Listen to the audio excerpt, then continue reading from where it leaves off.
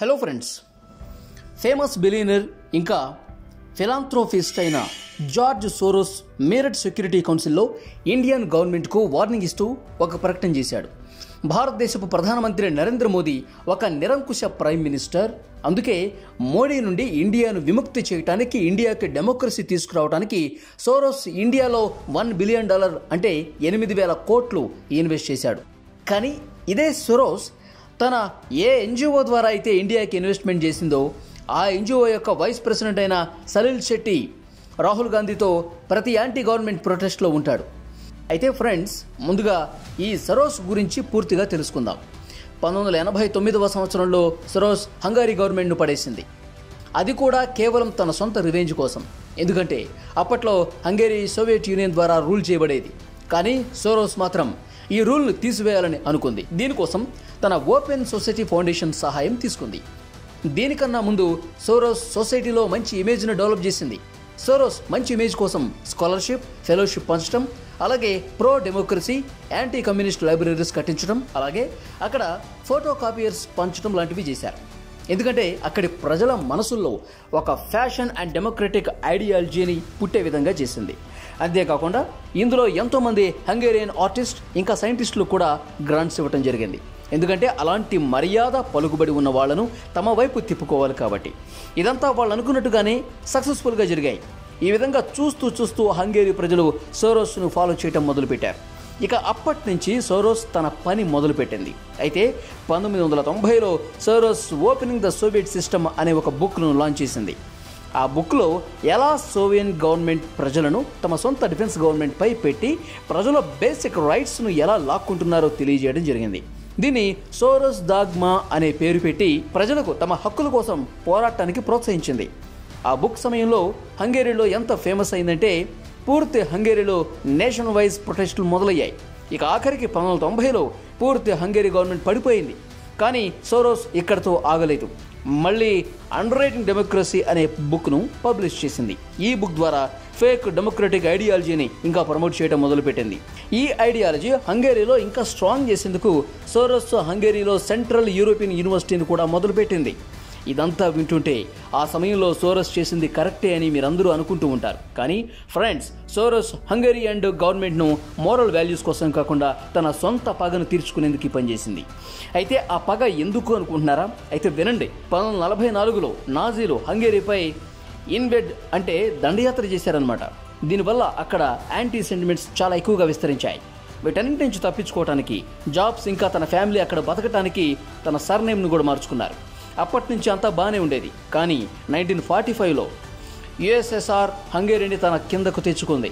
అయితే USSR rules కూడా జ్యూస్కు వ్యతిరేకంగానే ఉండేవి. అందుకే జార్జ్ సోరోస్ తన ఫ్యామిలీని తీసుకుని యూకేకి పారిపోయాడు. హంగేరీలో తన సొంత ఇంటిని అన్నింటినీ వదిలేసి ఇన్ని కష్టాలు పడ్డందుకు 40 సంవత్సరాల తర్వాత అంటే 1991లో పగ తీర్చుకోవాలని నిర్ణయించుకున్నాడు. ఇక తన యొక్క సిస్టమేటిక్ యాంటీ గవర్నమెంట్ ప్రకటనలతో హంగేరీ యొక్క పూర్తి గవర్నమెంట్ను పడేశాడు. గవర్నమెంట్ని పడేసిన తర్వాత సోరోస్ ఇంకా ఏ గవర్నమెంట్నైనా తన పవర్తో పడేయచ్చు అనుకున్నాడు. అందుకే జార్జ్ ప్రపంచంలోనే పెద్ద కోటీశ్వరులైన రోత్స్చైల్డ్ ఫ్యామిలీ, వాలెన్బర్గ్ ఫ్యామిలీస్పై ఇన్వెస్ట్మెంట్ చేసి యుఎస్లో తన సొంత హెచ్&ఎం కంపెనీ, క్వాంటమ్ కంపెనీ పెట్టాడు. అంతేకాకుండా యూరోపియన్ మార్కెట్లో ఇన్వెస్ట్ చేయడం మొదలుపెట్టాడు. సోరోస్ హంగేరీ గవర్నమెంట్ను పడేసినప్పుడు హంగేరీ యొక్క ఎకానమీని కూడా పడేసి డబ్బులు సంపాదిద్దామని అనుకుంది. ఈ విధంగా సోరోస్ బిజినెస్ మార్కెట్లో కూడా ఎంటర్ అయింది.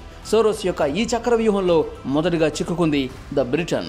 ఆ సమయంలో యూకే ఇంకా EU European exchange rate mechanism అంటే IEARM జాయిన్ చేయడానికి సిద్ధంగా ఉంది. అప్పుడు సోరోస్కు యూరోపియన్ మార్కెట్ యొక్క నాలెడ్జ్ బాగానే ఉండేది. అలాగే పవర్ఫుల్ బిజినెస్ ఫ్యామిలీతో కనెక్షన్ కూడా ఉండేది.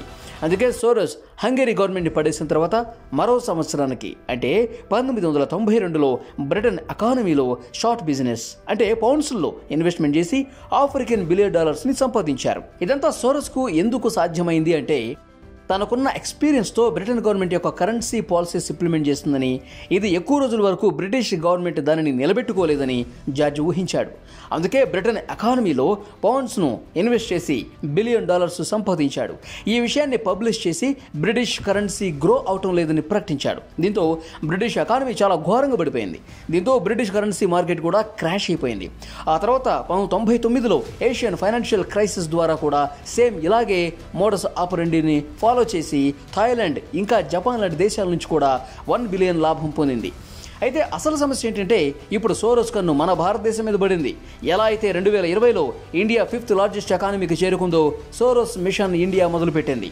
ఈ విధంగా నేను మీకు మొదట్లో చెప్పినట్టు ఇండియాకు వార్నింగ్ ఇస్తూ గ్లోబల్ బిజినెస్ కాన్ఫరెన్స్లో జార్జ్ సోరోస్ మాట్లాడుతూ కాశ్మీర్ ఒక సెమీ అటానమస్ రీజియన్ అని, ఇండియా యొక్క పీఎం మోడీ కాశ్మీర్ ముస్లిమ్స్కు తమ సిటిజన్షిప్ ప్రివిలేజెన్స్ లాక్కుంటామని బెదిరిస్తున్నట్టు చెప్పాడు.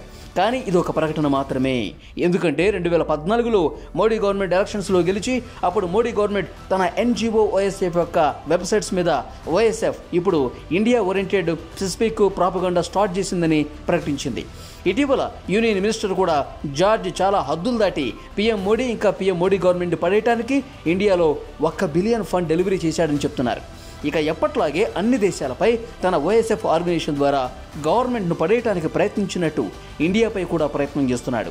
ఇక ఇండియాలో ఓఎస్ఎఫ్ 1999 నుండి యాక్టివ్లో ఉండటంతో సోరోస్కు ఈ ప్లాన్ ఎగ్జిక్యూటివ్ చేయడానికి ఎలాంటి ప్రాబ్లం ఉండదు. అందుకే తన అజెండాను పొందటానికి 3 మేజర్ మెథడ్స్ ఉపయోగించబోతున్నాడు. అందులో మొదటిది అపోజిషన్ పార్టీలతో కనెక్షన్స్. మీకు తెలిసే ఉంటుంది జార్జ్కు అపోజిషన్ పార్టీలతో మంచి పరిచయాలు 2009లో నుంచి ఉన్నాయి. అయితే జార్జ్ సోరోస్ ఇండియాకు మొదటిగా తన హంగేరియన్ జీవిసి యొక్క క్లోజ్ ఫ్రెండ్ను కలవటానికి వచ్చాడు. ఆ క్లోజ్ ఫ్రెండ్ మరెవరో కాదు, opposition party leader Rahul Gandhi యొక్క ఆంటీ. ఆమె మాత్రమే కాకుండా ఓఎస్ఎఫ్ యొక్క వైస్ ప్రెసిడెంట్ అయిన మిస్టర్ సలీల్ శెట్టి ఇంకా రాహుల్ గాంధీతో కూడా సోరోస్కు మంచి క్లోజ్ ఫ్రెండ్షిప్ ఉంది. వాళ్ళని ఎన్నోసార్లు యాంటీ గవర్నమెంట్ ప్రొటెస్ట్లో చూడబడింది. ఇది మాత్రమే కాకుండా India ex PM Manmohan Singh కూతురు అమృత్ సింగ్ కూడా సోరోస్ యొక్క ఎంప్లాయ్. అంతేకాకుండా senior opposition MP Shashi Tharoor కూడా తన అకౌంట్ ద్వారా ట్వీట్ చేసి సోరోస్ను తన పాత ఫ్రెండ్గా చెప్పుకొచ్చాడు. దీంతో పూర్తిగా సోరోస్కు అపోజిషన్ పార్టీతో క్లోజ్ ఫ్రెండ్షిప్ ఉన్నట్టుగా తెలుస్తోంది. ఇక రెండవ పద్ధతి, సోరోస్ తన ఐడియాలజీని మాసెస్లో స్ప్రెడ్ చేయాలనుకుంటున్నాడు. అయితే జార్జ్ ఫ్రీ మీడియా ఇంకా జర్నలిజం పేరున ఇండిపెండెంట్ జర్నలిస్ట్కు గ్రాంట్స్ ఇస్తాడు. దీంతో వాళ్ళు యాంటీ గవర్నమెంట్ న్యూస్లు రిలీజ్ చేస్తూ ఉంటారు. దీంతో సీనియర్ జర్నలిస్టులు కూడా ఇన్వాల్వ్ అవుతారు. For example Indira Jaising, Basharat Peer. అయితే బషరత్ పీర్ ఓఎస్ఎఫ్ యొక్క ఫెలోషిప్ ఆల్రెడీ ఫాలో చేస్తున్నాడు. ఇక మూడవ పద్ధతి ఏంటంటే refunding to NGOs and think tanks. ఇందులో సోరోస్ తన సొంత ఎన్జిఓ ఓఎస్ఎఫ్ తన ఐడియాలజీని ప్రమోట్ చేయడానికి మిగతా ఎన్జిఓస్పై ఫండ్ చేస్తూ ఉంటుంది. దీంతో ఇండియన్ గవర్నమెంట్కు వ్యతిరేకంగా negative articles, negative report publish చేస్తాయి. వీటిలో 2 ఓఎస్ఎఫ్ ఆర్గనైజేషన్ చాలా పర్మనెంట్గా ఉన్నాయి. ఒకటి లాయర్స్ కరెక్టివ్, రెండవది సెంటర్ ఫర్ పాలసీ రీసెర్చ్.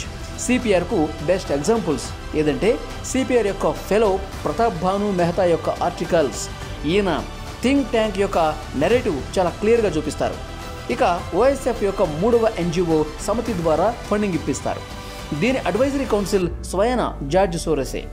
అసలు విషయం ఏంటంటే 2016లోనే ఈ విషయం గవర్నమెంట్కి తెలిసి ఓఎస్ఎఫ్ను వాచ్ లిస్టులో పెట్టింది. అంటే ఓఎస్ఎఫ్ ఇక నుంచి ఏ ఫండింగ్ ఇచ్చే ముందైనా ministry of home affairs permission తీసుకోవాల్సి ఉంటుంది. దీన్ని సహించలేక సోరోస్ 2020లో టాప్ కోర్టులో దీని మీద కేసు పెట్టింది. ఓఎస్ఎఫ్ను వాచ్ లిస్టులో పెట్టడానికి గల కారణం ఏంటో అడిగింది. కానీ కోర్ట్ రివర్స్లో ఎన్జిఓ యొక్క ఫండ్స్తో సోషల్ స్ట్రక్చర్ నాశనం అవుతుందని, దీంతో పొలిటికల్ పార్టీలు ఇన్ఫ్లుయెన్స్ అవుతాయని, ఓఎస్ఎఫ్ చేస్తుంది తప్పు అని, అందుకే ఖచ్చితంగా పర్మిషన్ తీసుకోవాల్సిందే అని చెప్పింది. ఇదంతా జరిగిన తర్వాత కూడా సోరోస్ ఫాలోవర్స్ ఎన్నో యాంటీ గవర్నమెంట్ ప్రొటెస్ట్ల యొక్క పోస్టులు సోషల్ మీడియాలో పోస్ట్ చేస్తూనే ఉన్నారు. అయితే ఫ్రెండ్స్, జార్జ్ తాను డెమోక్రసీ ఇంకా ట్రాన్స్పరెన్సీ యొక్క వర్చ్యూస్ స్టాచ్యూ అంటూ ఉంటాడు. కానీ తానే స్వయంగా వాటికి వ్యతిరేకంగా ప్రాపగండా ఇంకా ఫండింగ్ చేస్తున్నాడు. అయితే సోరోస్ ఒక జియో ఇంకా హోలోకాయిస్ట్ సర్వైవర్ అని చెప్పొచ్చు. అంటే దీని అర్థం జార్జ్కి ఇజ్రాయెల్ యొక్క మనిషి అవ్వాలని, ఇంకా ఒక జీవ్స్ డెమోక్రటిక్ అవ్వాలంటూ ఎక్కువ ఇంపార్టెన్స్ ఎలా తీసుకోవాలో అతనికి బాగా తెలుసు అనమాట. కానీ ఇజ్రాయెల్ నుంచి సపోర్ట్ కాకుండా అక్కడ ఉండే టెర్రర్ గ్రూప్స్ అయిన హమాస్కు ఫండింగ్ ఇస్తున్నాడు జార్జ్. ఇది ఎంతవరకు కరెక్టు? నా ప్రకారం జార్జ్ డెమోక్రసీ ట్రాన్స్పరెన్సీ పేరుతో గవర్నమెంట్లను పడేసి ఆ దేశం యొక్క ఎకానమీ ద్వారా డాలర్ సంపాదించాలనుకుంటున్నాడు. మరి మీరేమనుకుంటున్నారు? ఫ్రెండ్స్, మీ అభిప్రాయాన్ని మాకు తెలియజేయండి. ఈ వీడియో మీకు నచ్చితే లైక్ చేయండి, షేర్ చేయండి.